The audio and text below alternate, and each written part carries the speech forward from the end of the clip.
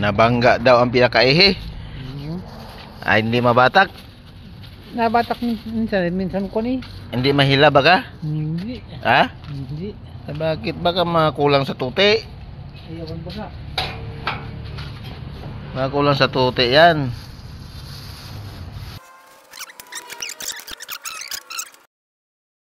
Hindi mabatak mga idol. Ibig sabihin stuck. Ay. Nahulog nga yung barbula.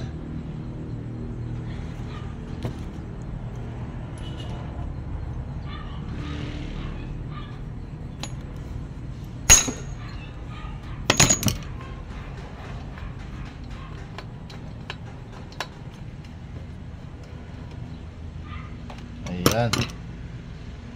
Yung kanyang barbula ay nahulog. So, yung barbula dito mga idol, oh, valve yung nakapasok dito, nataglag dahil tumasik yung kanyang lock. Bago mga idol, para kukundimin ko sana kaso baka mahirapan siya maghigit.